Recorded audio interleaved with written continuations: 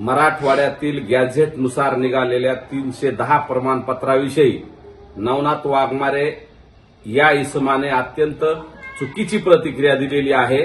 कारण जे 310 प्रमाणपत्र निघाले ते सर्व नियमानुसार कागदपत्रांची पूर्तता केल्यानंतर गॅझेटनुसार निघालेले आहेत आणि त्यात कुठला दबाव नाही किंवा मंत्री राधाकृष्ण विखे पाटील साहेबांच्या दबावापोटी किंवा संघर्ष योद्धा मनोजदादा जरांगे पाटील यांच्या दबावापोटी हे निघाले नसून जे डॉक्युमेंट त्या संबंधित अधिकाऱ्याला प्राप्त झाले त्या आधारे हे प्रमाणपत्र निघाले।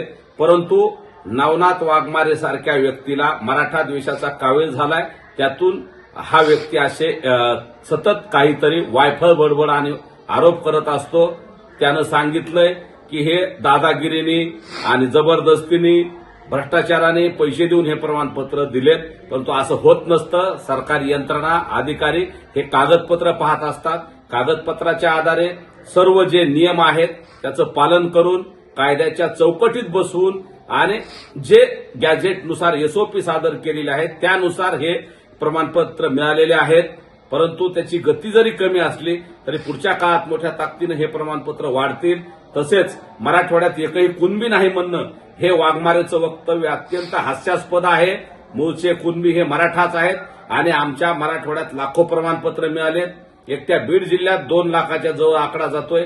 सगळ्या जिल्ह्यात चांगल्या पद्धतीनं मराठवाड्यात आणि महाराष्ट्रात कुणबीचे प्रमाणपत्र निघतायत आणि गॅझेटनुसार सुद्धा सुरुवात झाली ही एक चांगली बाब आहे। परंतु प्रशासनानं शासनानं गतीनं आता हा आकडा वाढवण्यासाठी आणखी मोठ्या प्रमाणात प्रयत्न करणं गरजेचं आहे। गावागावात आणि प्रत्येक ठिकाणी गॅझेटनुसार प्रमाणपत्र काढण्यासाठीची जी प्रक्रिया आहे ती अत्यंत सुलभ केली पाहिजे। वंशावळ समिती असेल किंवा अन्य समित्या आहेत त्या सगळ्या तत्काळ कार्यान्वित करून लवकरात लवकर आणखी प्रमाणपत्र कसे वाढतील यासाठी नियमानुसार सर्व कारवाई करावी ही सुद्धा आमची मागणी आहे आणि यातून सरकारनं अशा वाचाविरांना कृतीतून उत्तर दिलं पाहिजे हे सुद्धा आमचं म्हणणं आहे।